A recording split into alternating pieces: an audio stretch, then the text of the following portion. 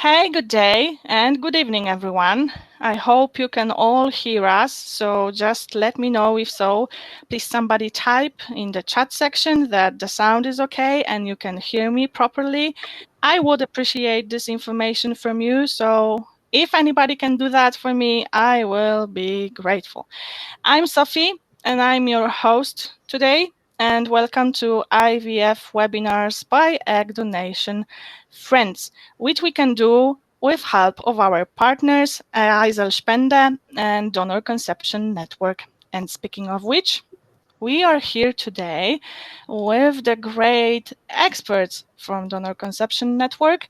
And we are here today with Nina Barnsley, Director of Donor Conception Network, charity founded 25 years ago to help break the isolation felt by so many people using donor-assisted conception methods, and Caroline Spencer, a psychotherapist and fertility counsellor, working both in private practice and at one of the major London IVF clinics, also former trustee of the Donor Conception Network. And we couldn't have better experts to talk about becoming a solo mom, everything that single mom should know. So this presentation from Nina and Caroline will take around 30 minutes. And after that, we will start with the Q&A session. So if you have any questions, you can type those questions in the chat section, starting even from now. And this webinar is being recorded, so the rewatch will be available on our website tomorrow. That's all from me for now. Nina, Caroline, are you ready? We're ready. We're ready. Welcome, and let's do this. Fingers crossed. Back to you. Thank you very much, Sophie. I'm just going to adjust the screen as I'm going to start off talking, and it'll look a bit odd maybe to have two faces on the screen. So thank you very much to Egg Donation Friends for inviting us to speak on this topic. We're going to be looking at the particular interests or requirements for solo mums and people who are planning solo motherhood.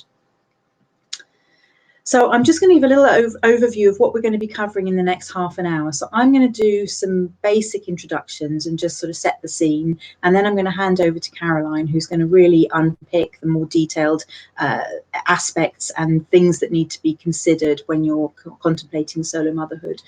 So my broad brush overview is going to look at what donor conception is, just to get some language right, to look at who uses it and what kind of donors people might be considering. And then the more emotional and social aspects and the more detailed considerations for solo mums is going to be over to Caroline. And then at the end, I'm just going to tidy up by saying things that DC Network can offer solo mums to help them in their family building and help them as their family grows if they're successful in treatment. Okay, so first of all, when we're talking about donor conception, what we're really talking about in terms of the difference between conceiving a child in a more traditional way is with donor conception, you're bringing in genetic material from outside the family. And so it is a different route to parenthood. And because of that, it requires a little bit of thought, and it's worth spending time, doing things like this, coming to webinars, attending events, doing the research to really work out what the differences are, what things you need to think about, and whether it's going to be right for you. So one of the key questions is going to be, who is the donor going to be? So where you're going to have treatment, how you're going to choose the donor, and how important is that in the whole question of becoming a solo mum? So they'll be different for different people. Another big question that often comes up is openness. So who needs to know about this? How are you going to explain it to people? How are you going to explain it to a child? And how can you tell this story with confidence? And part of that is having time to really reflect on the considerations of donor conception for family life and the long view. So often with donor conception families, the story only starts once the baby is born, because then there'll be questions of how this baby arrived in the family, and as the baby turns into a child and a young teenager and perhaps a young adult, they'll have different questions and be looking at it in a different way. And a lot of those things will be to do with decisions you're making right now, right at the thinking and planning stage, will have an impact later on in terms of things like availability of information, or the possibility of meeting and matching with half siblings. And of course that may or may not be important, but it's worth thinking about it at this stage to just make sure that it's a piece of the jigsaw that you've considered. And it is important to sort of reflect on how does all of this feel to you, and it may not be the right option for everybody, so just hold that in your mind as well. It's one choice. So just also to be clear, so donor conception isn't just used by solo mums. Hopefully you can sense that also heterosexual couples may experience fertility issues, or for one reason or another may need to use sperm or egg or double donation, embryo donation, and obviously sometimes with surrogacy. Same-sex couples will need to use a donor, and single men, single women will obviously need to use a donor as well. So it's just important to remember that single mums are just one of all family types who might be considering donor conception to create their families. And in terms of the donor, so we have members and we have contact with people who've used all sorts of different kinds of donors. And we would differentiate between a donor as being somebody who is contributing genetic material, so contributing eggs or sperm, but they're not going to have an active role in raising and parenting the child. So that donor might be a family member. So it could be a sister who's donating eggs, or a cousin who's donating sperm. It could be a friend or an acquaintance, or even somebody that you've met through a website or through a connection website or for agency. You might be going to a UK clinic, in which case a donor through your UK clinic will have certain legal boundaries, and they will have to have identified themselves as being willing to share their information once a child reaches a certain age. So they'll hopefully have had some counselling around that. They will be agreeing to an 18-year-old being able to get in touch with them if the 18-year-old wishes, and of course that means that half sibling information can also be shared. You may be considering a clinic outside of the UK, and if you're doing that, then it depends very much on the country, what the regulations are in each different country, and probably the donors will be anonymous. Many of the other European countries certainly will have anonymous donors, and so in some countries you'll get lots of information about a donor, in some countries you get virtually none. And these are just all useful things to think about in terms of weighing up your options and your choices, and also just bearing in mind that what might be important for you may be different to what's important to a child. So it's just trying to start already thinking that if you are fortunate enough to actually be successful and have this baby, and this baby then grows up, how are you going to present all of this information, both your choices and your decisions, and who the donor is, and how you made these decisions. So in all of that mix of what you need to consider, obviously there's where you're going to have treatment, whether you're going to do that in your home country or go abroad.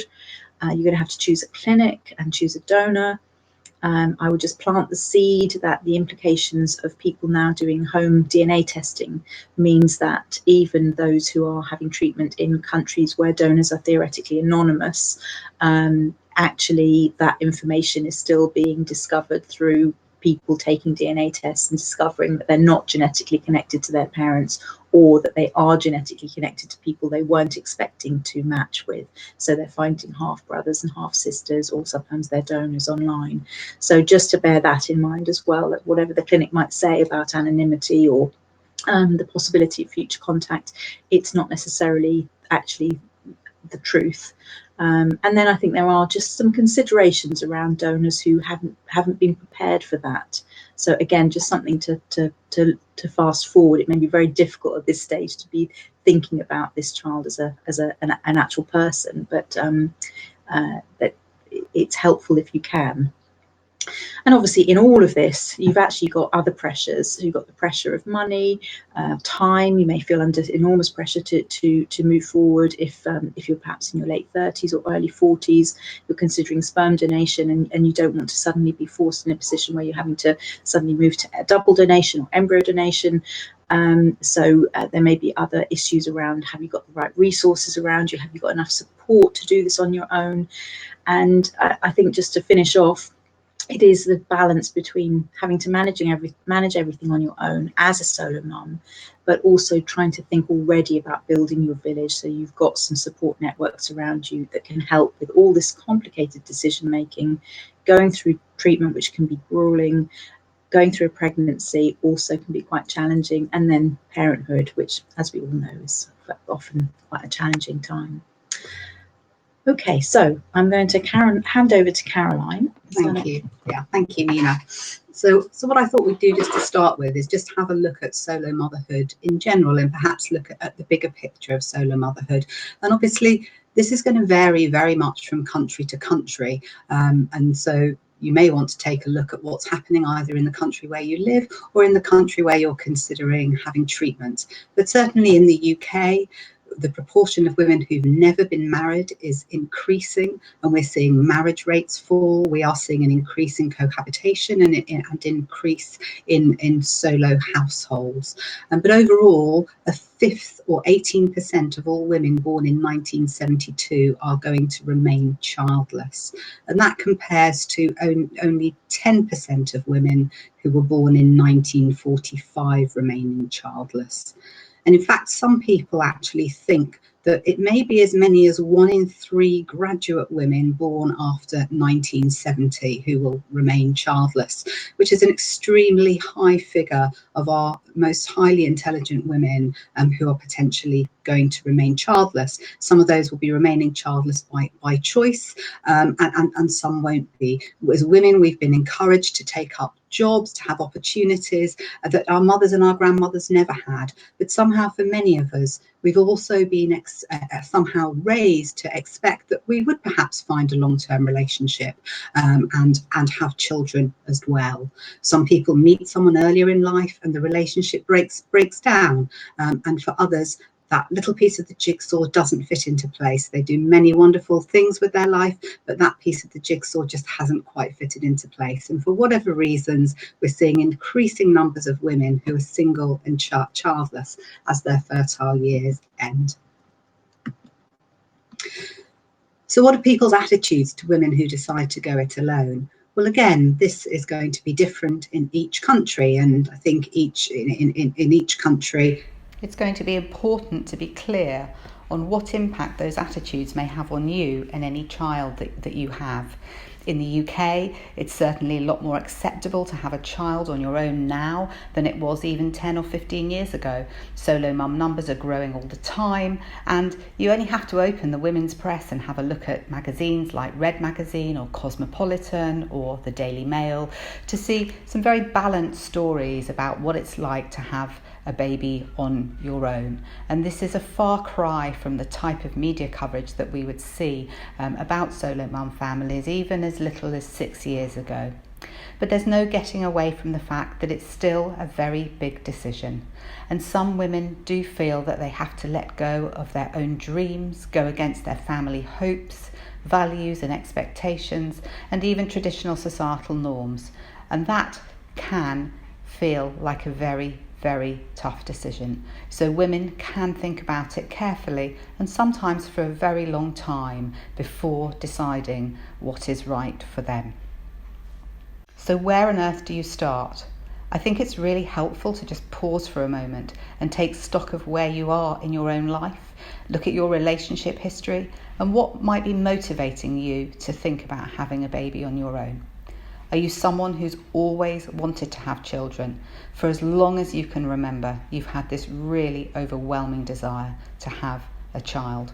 Or has this desire to have a child come to you later in life, perhaps in your 30s? Is there any chance that your feelings could be partly in response to societal pressure that says that women should have had a child by a certain age? Or is it something deeper than that? Some women just feel very strongly that this is the right way for them to have a child. They just feel that. And some people have had relationships perhaps in their 20s that didn't work out, and now they feel very confident being on their own. Others have been in long-term relationships that just happen to break down just at that point when women are having to make a key decision about what's right for them, knowing perhaps that their fertility is declining at the end of their 30s and into their 40s. But for those women, there's still a lot of practical things to think about. Choices about finances, thinking about where you'd live, how would you work and create the money to raise your child? What would your support network be? Where would you get your donor from? Where will you have your treatment? So lots of practical considerations to be thought of. And then perhaps there's another group of women who really perhaps had some clear hopes for their life that perhaps haven't come to fruition. They had a clear idea, perhaps even a dream or a hope of how they saw their life going, and that included having children within a long-term relationship. For one reason or another, that doesn't seem to have come together at this moment. And women can feel really, really, really sad about that. And I think it's really important to recognise if that is part of your circumstances, to recognise that you do feel perhaps sad, that there is perhaps almost a grieving process even for some women, and a letting go of the hopes, the dreams, the family that you thought you would have. And by doing that, you can then open yourself up to other opportunities that may present in this place that you really never thought you were going to find yourself, but somehow you've ended up here anyway. And then you can be open to thinking about how you do want your successfully single life to be at this point. Maybe being child-free or being childless is a serious consideration for you. And if that's the case, then perhaps the time to think about all the areas of your life and work out what you could do to perhaps make those as satisfying as they can be if you're going to be single, if you're going to be child-free. So for example, is this time to take a sabbatical from work and go and travel and do horseback riding in the outback, or is this the time to actually say, you know what, this is the time to really focus in on my career and really decide what I want to get out of that?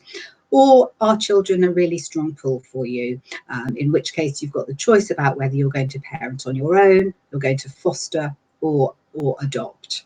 We're going to focus now obviously on having a child on your own. So it's worth then considering getting your fertility checked. Most of the clinics will give you a fertility check, or as we might say in the UK, a fertility MOT, just to see what your fertility levels are. And that will give you some information to help with your decision making. Is this something that you need to be really pushing forward on now, or have you still got some time to think about it? And perhaps if you are slightly younger, or you find that you've got your fertility levels are much higher than you anticipated, this might be the time to think about whether you really do want to go with solo motherhood now, or whether actually you would prefer to have some of your eggs frozen and to perhaps really have a real blitz on dating for a couple of years and then come back to this opportunity, this possibility of solo motherhood in a few years down the line, knowing that your eggs have been frozen and are there. And if that is an option for you, that's something that's well worth discussing in detail with the medics involved. So then you reach after you've gone through some of the perhaps the emotional considerations, you reach a point of decisions, and there are lots of decisions to take at this point. I think a really good starting place can be to think a little bit about what you want to tell your child. That can seem really strange at this point because you're just at the beginning of the journey, but actually it's quite important.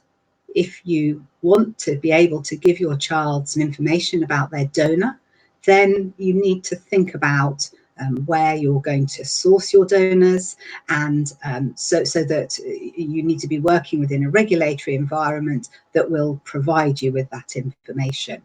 If you want to be able to to give your child details of a donor who has given their permission for the child to have access for some information about them in the future, then again, you need to be thinking about doing research for treatment within a country, or obtaining your donor sperm, or from a country where there is an ID released donor. So these, if you think about the type of information you want to be able to share with your child, how you're going to answer questions that they might have in the future, who knows, they might be a curious little thing, and they may not be, but they may be, then that really can help you to think about your treatment, your personal treatment strategy. Once you've done that, you've got some other considerations. Where is your donor going to come from? As Nina said, you could have a known donor, someone perhaps who's a great friend, but who you don't want to be in an intimate relationship with, but who could fulfill that role for you, or even someone who you would rather be in a co-parenting relationship with. So they're not just a donor, but they actually take an active part in the child's life. If either of these are options for you, then I would suggest, always recommend talk. Really talk between the two of you. Think about exactly how that's going to work. Even down with a co-parent, things like who would have the child on Christmas Day, how will that work, who will be picking them up from school, and which house are you going to go back to after you've given birth. But with either a known donor or a co-parent, it's then very much important to not only talk about it, but also to get a written agreement, some type of written agreement in place, and to take legal advice. And you also need to look at what the legal situation is within whichever country you're living in. Most of the women who certainly come through clinics that we see in clinic at the moment are selecting to have what's called an unknown donor, so an ID release, either an ID release donor where information will be available to the child after 18 about the donor, or an anonymous donor. And Nina has already talked a little bit about that. And so again, that will be something for you to think about, what's right for you and your family. You'll have then a lot of research to do. Are you going to have treatment in this country? Are you going to have treatment abroad? And you'll need to research clinics, and that's almost a huge subject in its own right. If you're researching within the UK, you can have a look at the HFEA, which is the Human Fertilisation and Embryology Association. You can look at their website, which has some useful information about clinics. But it's worth remembering that what you're looking for is a clinic that does a lot of donation, a clinic that's an expert in donation. And that could be very different from a clinic that's got a huge amount of experience in what I'm going to call standard IVF. So make sure when you're doing your research that the clinics that you're talking to have experience in donation. You can ask to see general stats, but you also want to know how those stats relate to your own specific fertility, and you should be able to find that out once you've had your test done.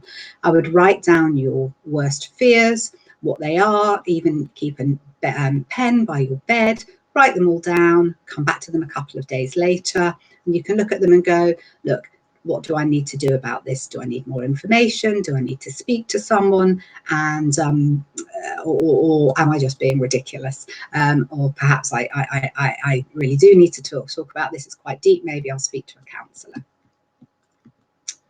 So again, then you've still got some more emotional considerations.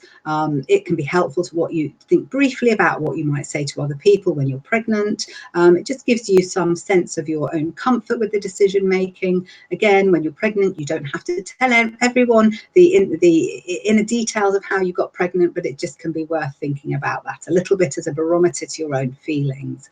The treatment journey can be an unfolding situation. For some people, get pregnant quickly.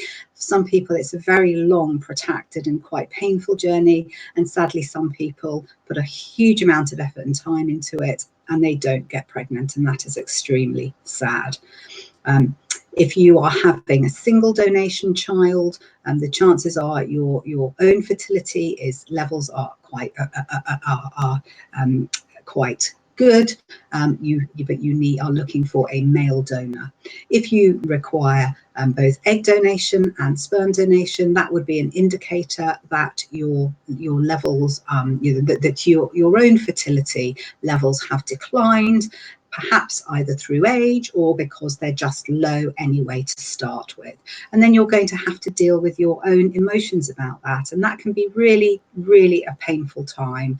You will face the same emotions that any other woman or man faces when they find out that they are not potentially going to be able to have a child who is connected through their own DNA, a child that's genetically linked to them. You may have emotions of feeling guilt, feeling even ashamed of it, feeling failure. And if that's the case, again, it's important to be, it's okay to feel like that's important, to acknowledge those feelings and to seek some support if that's helpful, or to talk to other people who've been down that pathway themselves.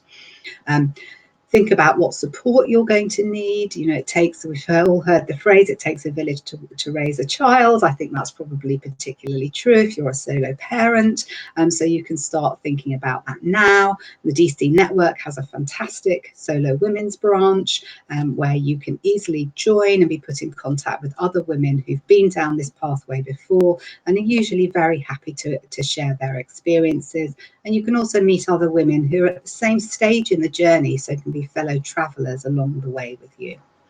I think it's also important to look at your own personal, what I'm going to call resilience or even bounceability. How bouncy are you?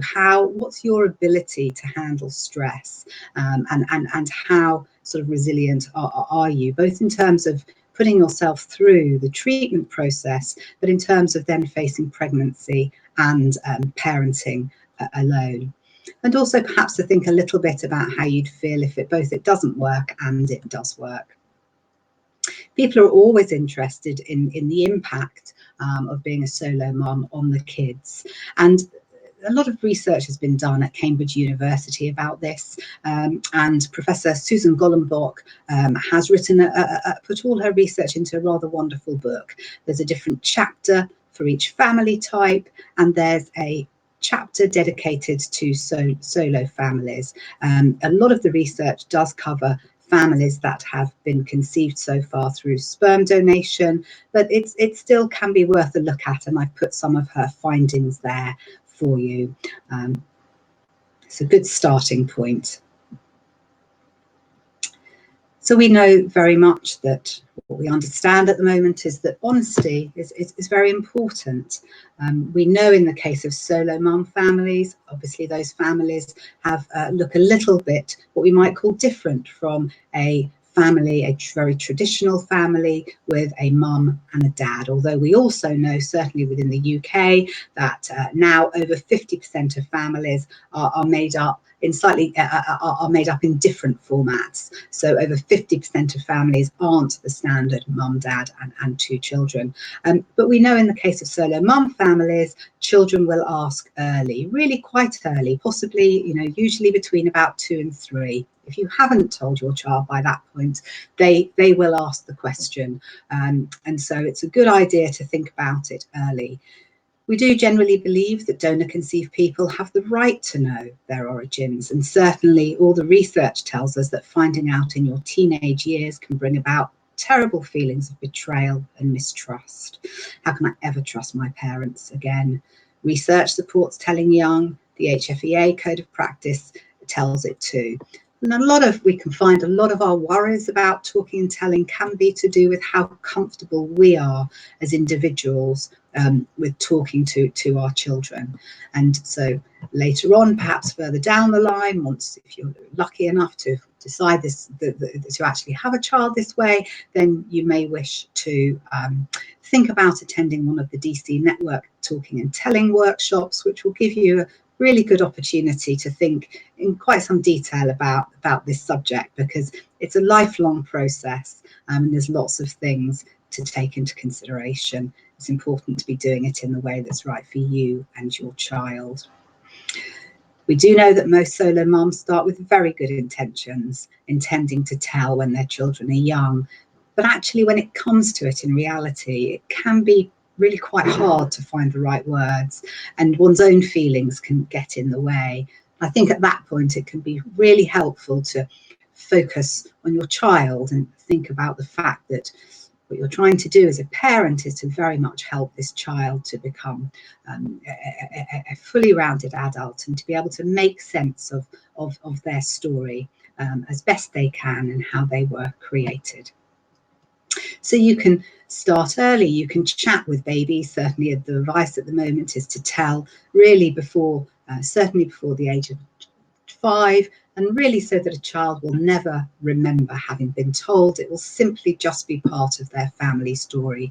You can take a babe in arms, or when you're on the changing mat, and you can say, I love you so much, I'm so grateful to my donor or the doctors and nurses and my donor or donors who helped me to have you. You can read stories with toddlers and preschoolers, and the Donor Conception Network does some wonderful books to help solo mums. They're specifically written for solo mums, all types of family circumstances, whether you end up with one baby, whether you have twins, which is a lot of work, whether you've had a sperm donor or egg and sperm donor, there's a book for you. So the perfect thing to help you to structure your story. And then you can just build on your child's curiosity about where babies come from, add a little bit of information. If you go on a bus ride past the clinic, you might want to reintroduce the story at that point. So it's picking up on those family moments. And I think one of the things that's very important, particularly with egg donation, is that you do make a conscious effort to really tell it all and be very truthful with your child. I think in families where there's no male parent present, it comes more easily to talk about the male donor. But actually, it's very important to tell it all, and so to be open with a child about the fact that they've got both an egg and a sperm donor.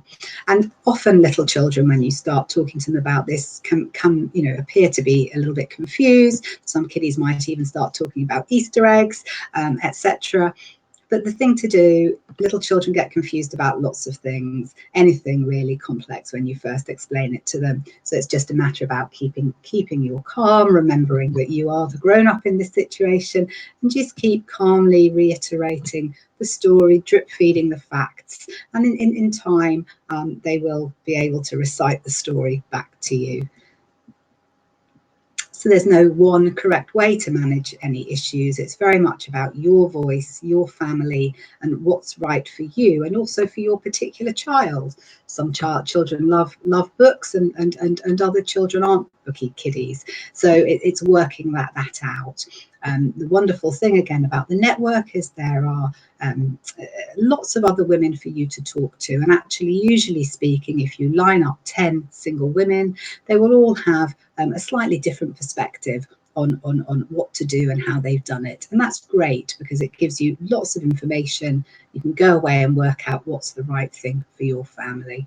If you feel it's very complex and you're struggling with it, again, this is the time to seek some support, and you may want to see a counsellor.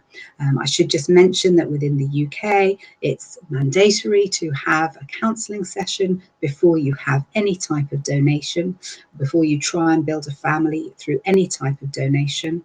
And so it's a good idea to see whether that's available, whatever country you have your treatment in. And even if it's not, you should be able to contact counsellors. For example, the British Infertility Counselling Association, BICA, has counsellors, has a list of counsellors that you could go and see privately to talk and think through this decision, even if your clinic abroad doesn't offer that service themselves.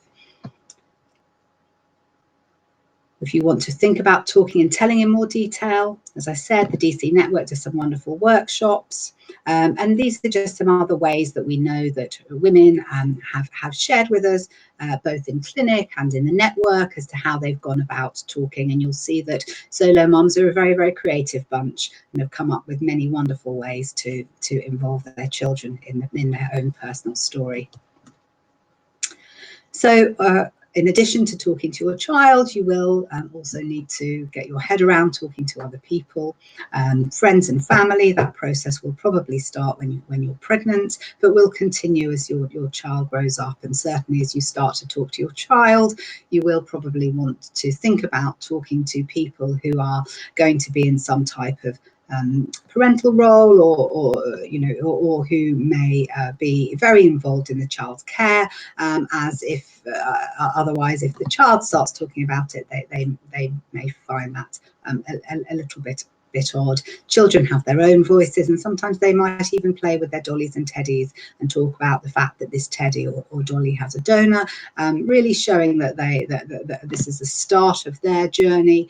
It's a lifelong journey, and there's many stages to it, but they're just showing that they're beginning to be able to understand that their family was structured in this very particular way. Again, there's some lovely resources. Nina will go into those. Just want to mention that children can be very curious, in particular about half siblings, often sometimes more interested in that initially than they are about a donor.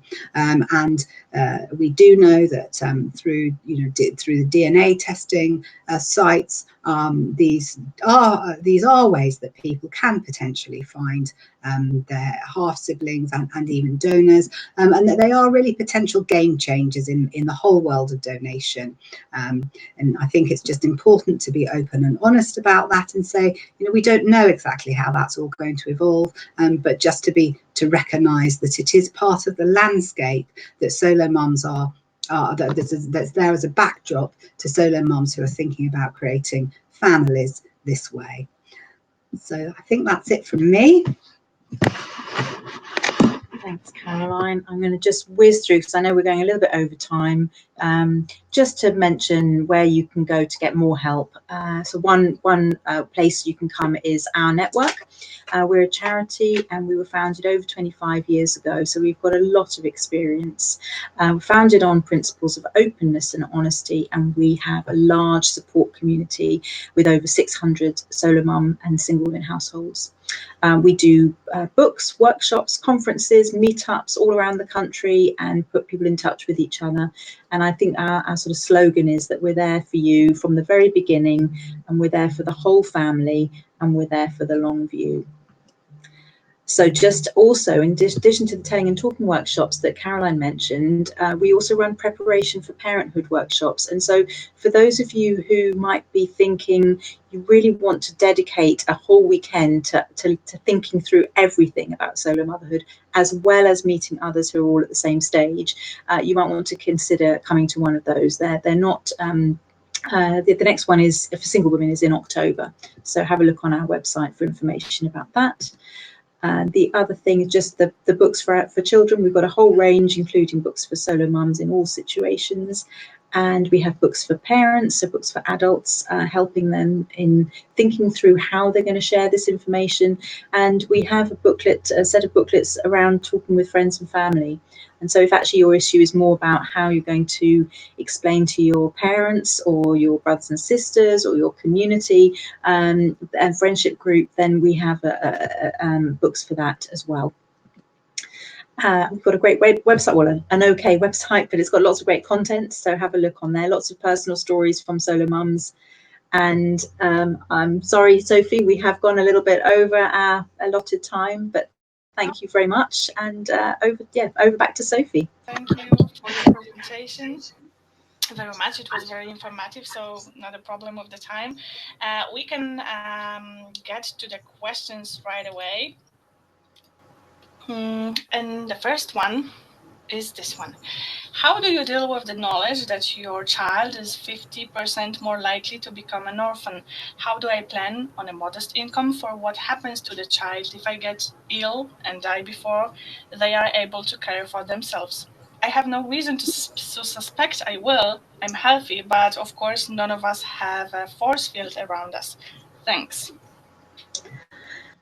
Wow. Okay, that is a really great question, and very complex and very challenging in some ways. Not challenging as a thought. The first thing I think I'm going to say is that actually it shows a really good attitude to this, to really be thinking about all the implications of the differences with becoming a solo mum, and you're right, having perhaps 50% of the family involvement and parenting involvement. It depends so much on your situation. I think perhaps there's an additional incentive to say stay really healthy and look after yourself well. I think it might be that you need to invest heavily in building a support network of other adults who even if they're not actually family members, people who you would consider family or who would consider themselves family in that way, that really, really close friends that you've grown up with perhaps, or people that you just have a close connection with. And perhaps that's if this is a question that's really at the heart of your concerns at the moment, then it's important to address it. But building a network of adults around that should something happen to you, because of course this is quite an extreme scenario that you're actually no longer alive, but there are other less extreme and more likely scenarios, which might be that you have a reason why you have to go into hospital for a period of time, and you need an operation where you're going to be out of action for a few weeks. Well, that has a similar short-term and boundaried situation, but it has a similar implication if you've got literally nobody that could step in and look after the baby or the child. So I think it's a very important question, very much something to think about. And I suppose actually if the conclusion for yourself is that there really isn't a network and you don't have time or don't feel able to build that network, then maybe this isn't the right way for you to have a child, and there might be another way that you could bring a child into your life, or reshape your life as it is to make it investing in something else that would be meaningful and purposeful for you. I can't answer that. It's only you that can answer that. But I think it's a really great question. And I think I'd just add to that I think one of the things that I think is really important for solo mums to think about is getting a will in place very early on.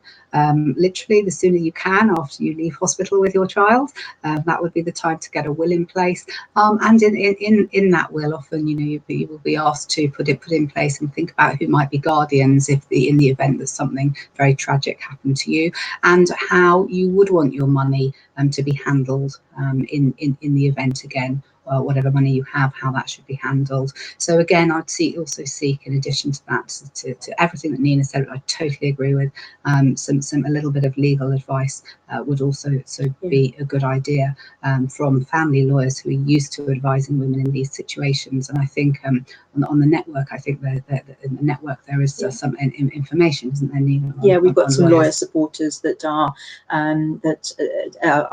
legal firms who are dedicated or have a branch that's dedicated to supporting donor conception and surrogacy families, so they know their stuff. Thank you, Caroline and Nina, for your answer and all those important advices for this difficult question indeed. Let's see the next question, which is about the network also. How do you create a network of support when you are trying to conceive as a solo mom? I'm reluctant to tell my friends as I feel like a failure when it doesn't work. My sisters know, but they don't live near me. How did you build your network, Caroline? So I think this is very much about finding fellow travellers, really. Some people feel that they can talk to their friends and their their friends that they've already got, and other people don't, or they may want to share a limited amount of information with their friends, but not all the details of it. But I think finding sort of, as I call them, fellow travellers along the journey can be really helpful. And a great way to do that is to tap into the Solo Mum network within the donor conception network. If you contact the office, become a member, you will be immediately put in touch with another woman who has done this, and she will welcome you into the organisation and speak to you, and then you will be able to join in. There are meetings that take place all around the country, little groups of women. You'll be put in touch with women who are at the same stage of the journey, and in a little way, you might notice that women in antenatal or postnatal groups bond bond very quickly. You'll find that women who are considering the solo motherhood path also find a way of connecting over this common ground and of bonding incredibly quickly. And you'll soon be sharing the nitty-gritty details of your thoughts and your dilemmas and your decision making with them. You also create a ready-made group, and now we have women who are on amazing WhatsApp groups. So even if they're not living close by, they're clicking on their WhatsApp and connecting with each other on a daily basis. So there is there are great ways to tap into support networks and provide and give yourself people who you really can talk openly and honestly with about your situation. Yes, and maybe consider coming on one of the preparation workshops. We know we can't advertise this as a guarantee, but we know of lots of groups of women who formed as a result of that, because it's quite the nature of the weekend means that people really connect and share personal feelings and history and hopes and dreams, and the groups often connect and then carry on supporting each other after the workshop. So a bit of a plug for our workshop, sorry. Thank you, huge thank you for the answer. We have actually 2 more questions which are really related and connected to this one also, and about the donor conception network, I think.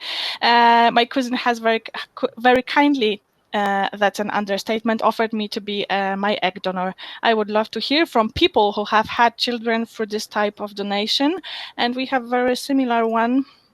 Is DC network for UK only, or is it online? Do you know of any for USA? So we can match all those questions together, and please answer. I'll answer the second one first, because that's the easier one. We are based in the UK, so most of our activities are located here, but we do have online space, and we do a lot of our work by email and by phone, which can be inter-country, and also we offer because of that, we offer a reduced fee for membership. So if you're interested, sign up, and we'll do our best to connect you in a more virtual way. There are there isn't any equivalent in the USA. There are some local support groups in some areas, but it's very sporadic and nothing with the scope of DC Network, unfortunately. Now the first question was about having egg donor as a cousin. I mean, I'll answer in terms of the network. So our organisation definitely has people who have used family members as donors. So I'm assuming that you're a single woman and you're going to be using a sperm donor as well. I'm not sure whether we've got anybody in exactly that situation, but I wouldn't be surprised, and we certainly could have a route through the membership and see if we can connect you with somebody if we do. And yeah, I would just add to that, which is with my sort of clinic hat on, to say that that's what a sort of wonderful offer that your cousin has made, and something that if you find a clinic who's used to treating known donors, and then you will be able to discuss your proposal with the doctors, and then you will be called in for counselling. You will usually, certainly within the UK, clinics have slightly different ways of going about this, depending on your clinic, but in most cases you would be called in. You'd be seen as individuals first, so that both of you have a chance to think about all the implications as an individual. If your cousin has a partner, or has a male or a female partner, a cohabiting partner, or is married, then their partner will also be involved. They would be involved in that counselling process. And then once you've done that, so you've both had your individual counselling, then you'll be given a little bit of time to think about that, and then the clinic will usually bring you all back together as a group, so that you can really go through in a facilitated way all the things that you need to think about, so that everyone's on the same page. It's really clearly thought through, and you've thought not only about now, the wonderful gift that you're being offered, but exactly how that's going to work in the long term, and how that might be for you, for your cousin, and for any child. So that would be the way that it would be structured. And then once you're all, if you all then feel happy about that, then obviously that would be then moving on to proceed with your treatment. Yes, and I'll just say that there is so using a known donor can be wonderful, can be a really wonderful option, and having that information, having a real person that a child can see and therefore understand where the egg or the sperm came from. But it does create some issues around boundaries that do need clarifying, which is what I think Caroline's talking about in those counselling sessions. And so it's not to be moved forward too lightly, because it can become quite tricky to establish what the cousin's role is, and to be really clear that they've thought it through and you've thought it through in terms of separating out who is mum and who is the donor. And you've got a person who you actually are likely to see at family gatherings and more regularly than you wouldn't see a sort of an ID release donor, for example. So it just requires some thought, but a great offer. Thank you for this answer as well, and for the question.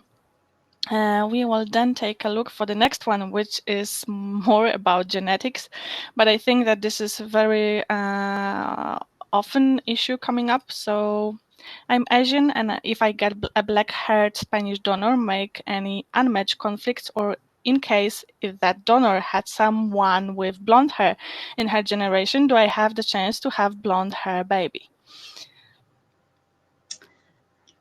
Okay, so I'm gonna that's a fascinating question, and I'm gonna be clear from the start. I am not a geneticist. This is not my area of expertise, and I don't think it's Caroline's area of expertise either. What I will say is that we know from experience in the network that a donor's physical characteristics are not a guarantee of how a child will arrive, and that is partly because, as you've identified, that if there are other genes in the genetic history of the family, suddenly those may manifest, and it may be to do with the connection between two people. So you've got the donor's genetics, but you've also got that combining with, if this is a sperm donor, it's combining with your egg and your genetic history and your genetic background, and it's the combination. It's not clear how those genes are going to interact with each other. So we definitely know of donors of families where they've used, say, an Indian donor in wishing to have a child who fits in terms of the look. But clearly, either somewhere along the line, there's been some other genetic input into the family line, and the child has arrived and is blonde haired and blue eyed unexpectedly. We know of families, for example, where they've specifically chosen brown eyed donors because they're all brown eyed and they would like the child to fit in that way, and the child comes out with blue eyes even though there's no evidence of any blue-eyed people in the donor's family. So it's I think you want to make the best choice you can, but like with any child, I think you have to open yourself to the fact that this child will arrive as they arrive, and then you just get on with being a parent, and that's sort of true for any family. I think you can't guarantee that any child that you have is going to look or be a certain way. I don't know if you want to add anything, Caroline. No, I think you've covered that really well. I think that's absolutely the situation. Thank you for the explanation, and we will take a look for the next question. Thank you for the information. It was very useful. I will be having IVF treatment the first time. How do I find the right clinic for my needs when there is so many out there? Most clinics will boast they are good, but how do I know which one's for me? Do we know if this person is in the UK, or is that? For now, I think we don't know, but maybe we will get any information. For now, we don't have any additional comments on that. You've got some sort of general So thoughts on? I would say that if you're within the UK, a lot of this comes down to your own legwork. I can't really think of any other way of saying that. It's personal research. If you're within the UK, there's the HFEA has a good website that has lots of information about all the clinics and shows all the clinics results. So that's a good starting point. That's a good starting point if you're wanting to have treatment within the UK. If you're wanting to go abroad, again, if it is going to be about legwork. There are lots of wonderful sites, for example, Sophie's site, but lots of other sites and forums that you can use to get some general information about clinics. But then after that, it's going to be about you contacting the clinic, finding out the information that you can. So I would always be asking them things like, you want some written information on the treatments and services that they offer. You want to know if you're having egg donation, you want to know where they source their donors from, the regulatory environment that they're operating in, are donors paid? You want to know what type of information you're going to get about donors. So there's lots of questions. You want to see some statistics, ideally, to understand exactly what the results are likely to be in your particular case, and whether or not they have counselling. How much, I think I might have said this already, but how much information that you're going to get about the donor. Those would be all things. I would also be interested in whether it's a regulated environment, or that in that country, or whether it's just down to each individual clinic, how they regulate themselves. And so once you've done that, you can almost create your own personal spreadsheet on it if you're that type of person, or you might just go by gut feel. It's very much personal choice. The thing is that if you actually put 5 single women or 10 single women next to each other, and they've all been to the same clinic, they're all going to give you a different perspective. So there's no one perfect clinic. People feel differently about clinics. It's finding the one that's the right fit for you, and that's what this is about. And in a way, that's often why this is can feel like a daunting and quite long, protracted process. But it's part of the process that you're going through to create a family that's the right family for you. And your decision about the clinic that you go to is part of that process. So it's worth doing the legwork, because then you want to end up with a decision that you feel really comfortable about in the future. And in terms of sort of success rates and statistics, if you're going abroad, I don't know what country you're looking at, but just be aware that in countries where they don't have one body who is providing oversight for the clinics make their own decisions about how they represent their statistical data.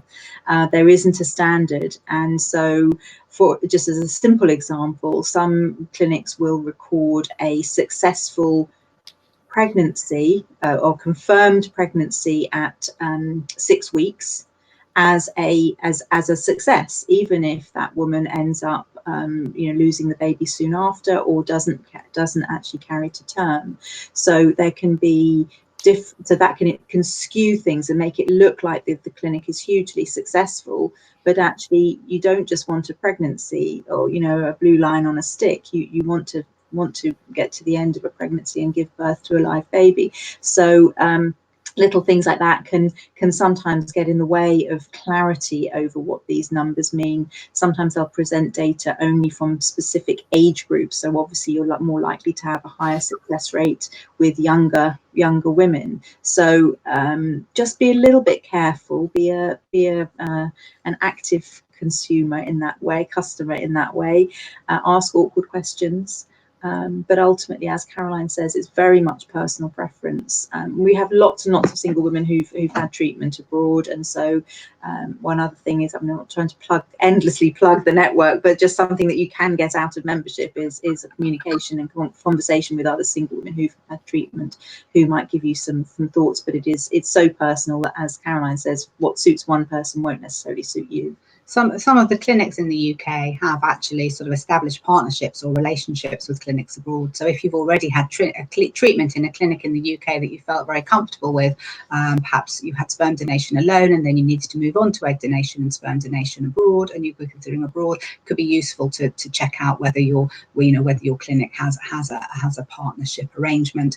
I think the other thing, in addition to how you feel about it, I think the other thing is when you're thinking about costs and looking into your costs, just want to factor in the fact that your any airfares for getting there and back, any hotel accommodation that you're going to need, and the fact that you may need to have scans done in this country and some medical support from this country, scans, etc., that may not be factored into the price that you're given by your clinic abroad. So when you're budgeting, it's a good idea to include those things as well, just to give you the full overall picture of the financial commitment for you. Wow, it was a detailed information. Thank you a lot for that.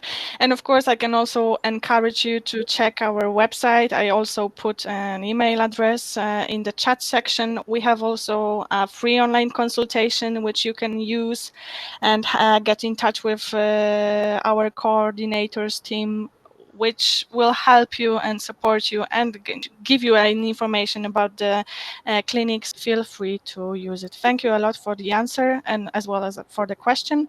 And we will take the next one. How do you speak with the child about inherited physical traits? Some might come from me, but others won't. Thanks.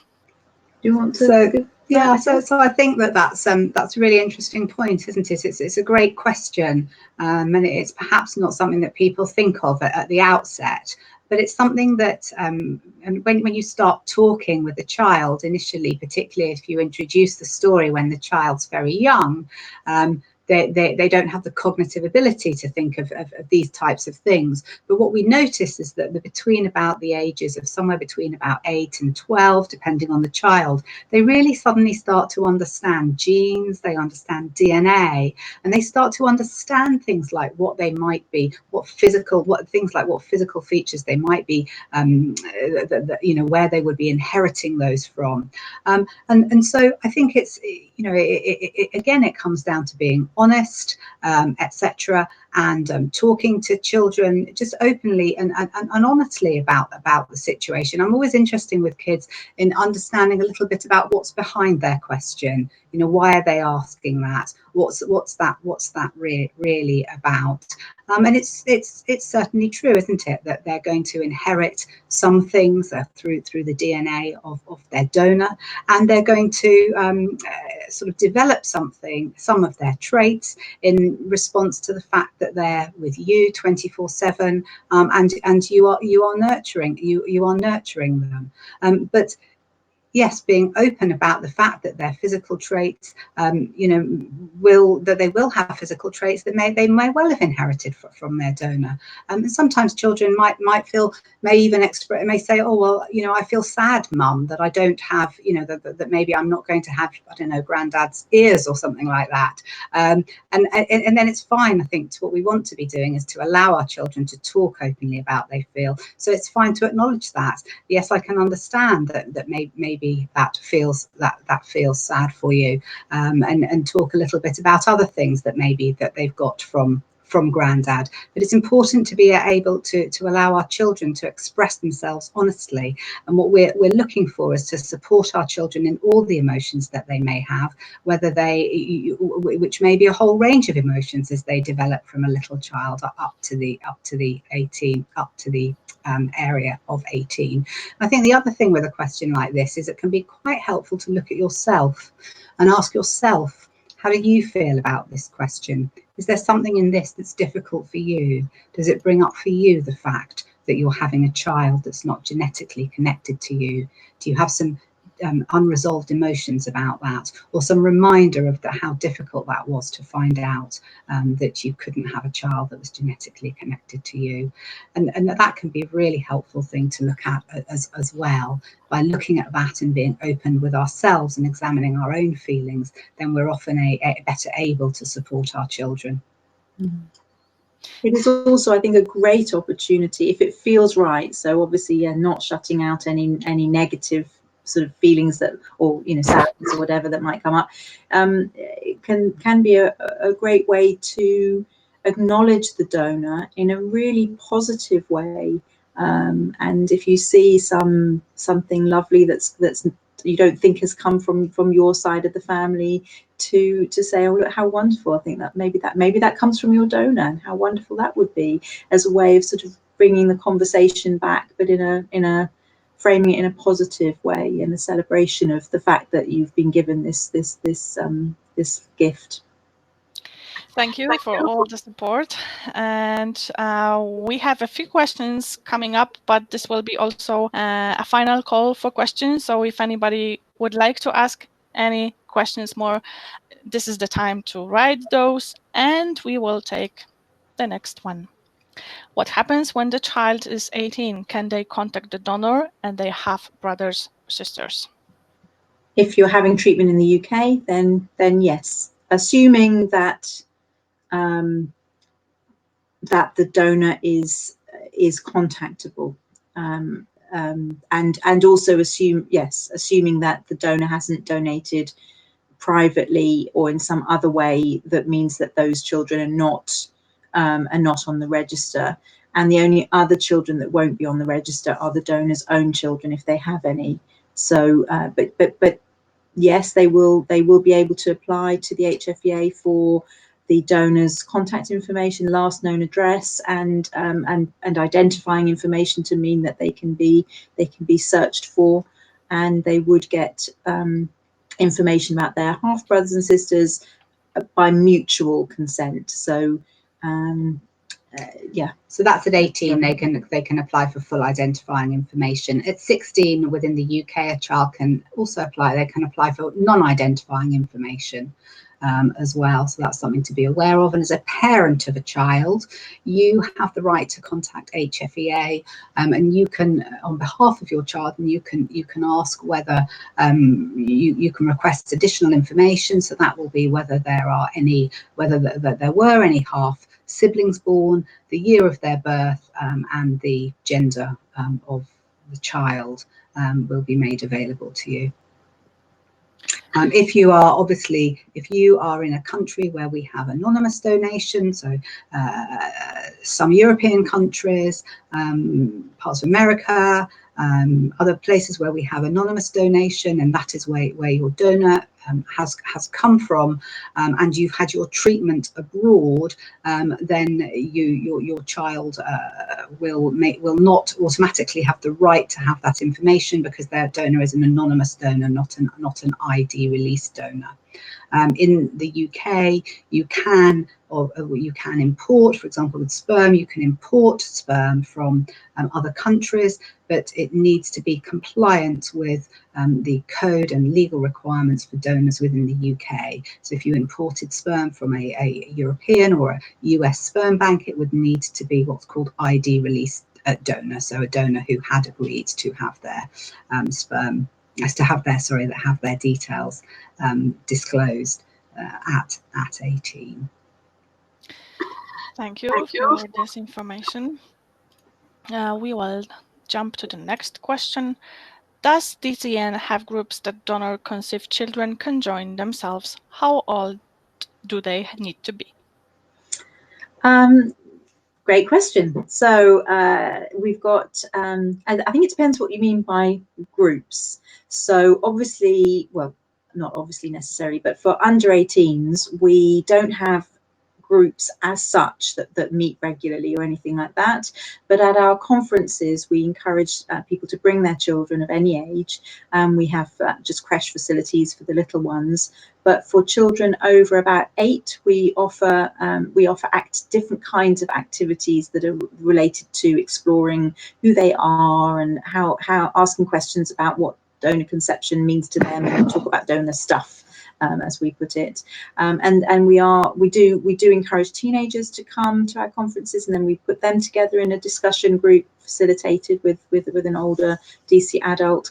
And we do connect older donor-conceived people who join and want that connection. But for under 18s, we keep it within the membership through their parents. So, and in terms of age, yes, the main activities that we offer are for children between the age of sort of about 7, 8 and 15. Thank you for explaining this and letting us know how it looks at DCN. We have the continuation of the question which was before, and I will display that, but this is also like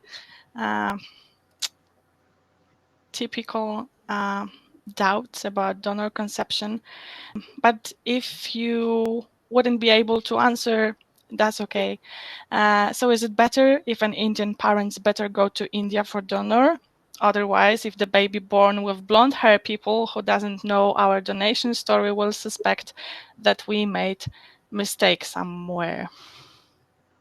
Yes, so I'm assuming that you mean that you're thinking that if you have an Indian donor here, that they're perhaps more likely to have other heritage in their background. I'm guessing that's what you mean. In which case, yes, certainly, if the only donor that you can find in the UK you're not confident that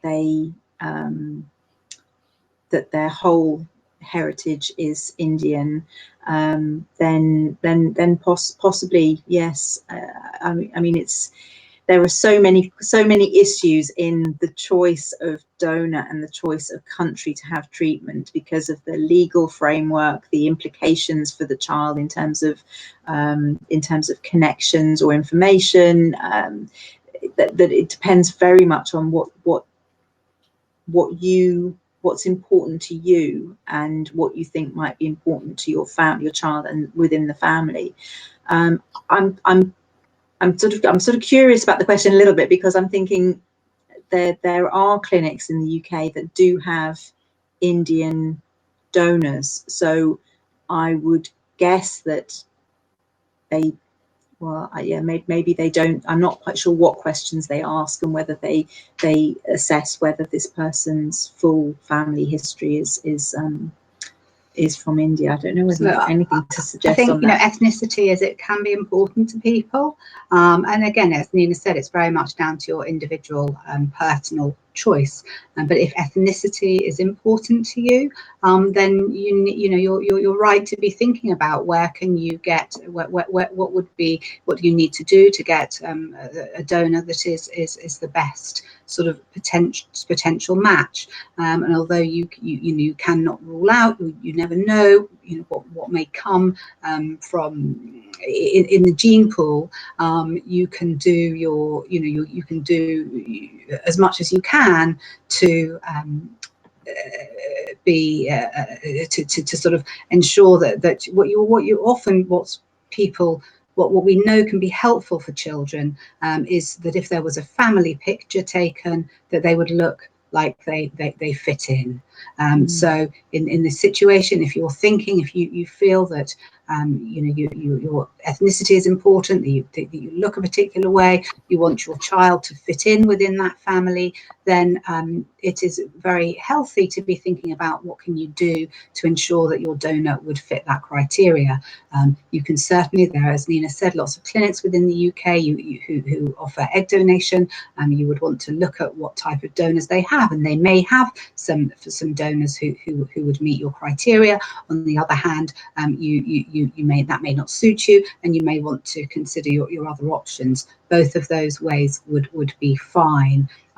You're right that we know that if you have a child that is very appears that from an ethnicity is very, very different to you, then that may that may be something that people are going to ask about. But realistically, if you're a solo mum and you're creating you're having a baby through donation, you're not going to have necessarily a present partner, but really as a solo mum, if you did have a partner, your partner could have any type of genetic makeup. So if you turn up at a clinic and a nursery and your child has blonde hair, that wouldn't necessarily be sort of an outing experience, because you know, if you hadn't had a child through donation, you could just have had a partner who had blonde hair. But if it is important to you, and you know, often women will talk about the fact that that is meaningful to them, then that it is worth it. It's really important that you're thinking that through now and taking the decision that you feel is best for you and your child in the future. Thank you very much for this explanation, and also for showing us that perspective. And we have one more question to go, and this will be the final one. It would be helpful to get some information about relative costs, please. Oh, that's the question we always dread. It's a very good question, but it's one of many that are very difficult to answer. So the reason that we can't really give information about costs is that a lot of the costs depend on the treatment plan that you need as an individual. So, for example, some single women may decide to try IUI. So that's a very simple treatment, very cheap with donor sperm, and they get pregnant very quickly. We may be talking about hundreds of pounds. Their fertility is fine, everything's smooth, and they get pregnant very easily. That's rare and unusual, but it can happen. The flip side of that is if you've got some medical issues that mean that the clinic recommend that you have some preliminary treatments and diagnostics to work out what's going wrong or what's going on in your body, they definitely recommend IVF, and that in itself is quite expensive, and possibly some additional scans. You know, the prices can just go up very quickly without it seeming to be a very different choice, because the detail of the treatment plan is so much more complicated. So it is it's not an irrelevant, trivial question at all, but it's almost impossible to answer. You might want to just try approaching perhaps one or two different clinics and just getting a sense of how much some basic components cost, and give that as a starting point. But it is very difficult to judge, because, like I said, sometimes until you start the journey, you don't know what you're going to need and what's going to be recommended and what the prices of those might be. But I'm sorry, that's not probably the answer you were hoping for. But yeah, there's certainly something. I think it's certainly something to be researching. You know, when you're doing your clinic research, you know, costs and how much that costs. Just that, even if you look at their general costs, and then when you get to the point of actually having a consultation, thinking more specifically about how that might be in your case, when you've got a little bit more information about your own personal fertility profile and what the treatment plan for you would be, then you know that will give you a more specific idea. Thank you for the answer, and as well, I can encourage maybe a free online consultation at Egg Donation Friends will help you. Just feel free to use that. Caroline and Nina, if you would have time for one more question, this will be the final one. If you say yes, okay. Sure. So it will be the question which consists of three, but they are one big whole, so I will display this one by one. I'm an older single mom, so time is not on my side. My first choice is ID release donors. I need egg sperm donation, have tried embryo donation twice in UK, feel my only choice is abroad, and I'm torn and struggling with my decision. Any words of advice? And this is actually a great question for the closing this webinar. So if you have any words of advice, I would appreciate that. Shall I go first? Yeah. Okay, well, that is a really difficult situation, and one that lots of our members have found themselves in. I think the important thing to start off with is how might you, Caroline, I think, will reflect on what I'm going to say, because she'll put it in a more counselling framework. But my first thought is how would it feel not to have a child, how would it feel to have a child and for that not to have been done in the sort of the way that you'd hoped? So you've gone abroad where you would rather have stayed here, and that limits some of the information that will be accessible to your child. But can you tell that story in a positive way? Can you frame it in a way that is respectful of your child, respectful of yourself and your decision making, and is both honest and positive? And if you feel that you can, then maybe, and that having a child that is really a strong drive for you, then maybe that's the right way forward. I can't obviously tell you what you should do. You need to work it out for yourself. But if you can't frame it in a way, if it just feels like, I think sometimes there are sort of boundaries. You can go this far, but no further. And for some people, the boundary might be a different boundary to what it is for you. So some people might not even want to try IVF, or might not want to try anything. There's a certain limit to how far they're prepared to go. For other people, the options that are available, the technology, the treatment plans, the donors, etc., means that they're happy to try anything, and that you've got to sit with what's going to feel right for you and what's going to feel comfortable for you.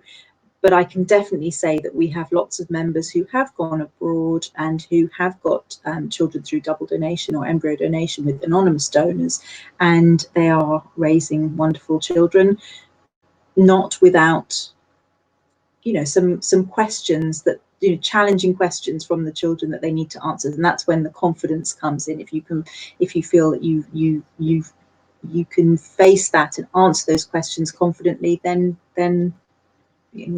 maybe it's the right thing to do. I think, I think what Nina said is all really good advice. I think it's really complex, isn't it? You found yourself in this situation. You really want something. Perhaps you've tried. Your time is running out. You're sort of nearing the end of the options available, and so it's very complex. It's very emotional and it's very loaded. How do you take that decision? There's really no simple way, and sometimes it is about sitting with it, mulling it over, almost until the path becomes clear. The path does tend to become clear, although in the moment it can feel as though it never will. I think talking it through with someone, if you don't have free counselling at your clinic, I would strongly advise you to find someone to really talk this through with, because they're big decisions. They're going to affect you and your child forevermore. But I do think it's worth thinking, as Nina said, about the long haul. How will you feel in your future when you look back? And sometimes it can be helpful to come up with your, almost something that's going to guide you. Is it that that actually having no genetic information for 2 donors would be too much for you, or is it that actually no, if that's the only way, then you can explain to your child that you've tried everything else, that this was your only option for various reasons, then you're going to be able to talk through why you did what you did. And I think it's a good idea to write down, what is it you think your child will ask in the future? What's holding you back on it? What are your own personal barriers? What's to do with your stuff? What's to do with your child's stuff? Look at what you think your child would ask, work out what might be answers that you could give. They don't need to be perfectly scripted, but what might be answers? Why would you justify the decisions that you made, recognizing that you're in a very difficult place, and that we're all in, and any woman who goes down this path really is quite a trailblazer at the moment. Sometimes there are only limited choices available, and we might have a preference for one form of treatment, one way of creating a family, but our preference may just not be possible, and then we have to deal with the realities that we're in. And so I think that would be my advice to you, and it's about thinking about the future, and how that's going to sit with you, knowing what you know, and understanding that. But it's great that you're thinking it through so carefully, because that shows that you real responsibility as a parent, which is always a great starting point. And whatever decision you take, you'll know that you've thought about it really carefully and you made the best decision you could in the moment. And that's all any of us can ever do, is to make the best decision we can in the moment. And it was do feel free to contact the DC Network office if you want some more support with that. And it was a great words of advice. So thank you a lot for that, from my side, and of course from all the attendees who were today with us. Okay, we do not have any more questions, so we will be then finishing. I would like to thank you, Caroline and Nina, for your presentation and for your answers and your support which you gave us today. It was all very informative, so thank you a lot. Thank you for your time, and thank to everybody who was with us today. Thank you for your time as well. Caroline, Nina, would you like to add anything, any final words? Please do that. I think thank you, Sophie, for inviting us. And yes, if there are questions or people didn't feel that they wanted to ask publicly a question, then they can contact us at DC Network or contact me at DC Network, and I'll put them in touch with the right person, hopefully. And thank you from me. Thank you very much for having me. And actually, this was my first webinar, so I feel as though I've learned something tonight as well, which has been great. And I always love talking about this subject. So thank you so much for having me here tonight. Great to hear that. So that's why I will show you more shout outs from our attendees. So thank you a lot. And yeah, great first webinar. Of course, if you have any questions, and if you even write to us an email or something, we will forward everything to DCN, so feel free to do that. Subscribe on our channels to be always up to date. And of course, there are all the information about upcoming webinars as well. Thank you one more time. Thank you, everybody. Have a good night or good day, wherever you are. Thank you, Caroline and Nina. And I hope we will see each other soon. Thank you. Thank you. Bye. Thank you. Bye-bye. Bye. Bye-bye.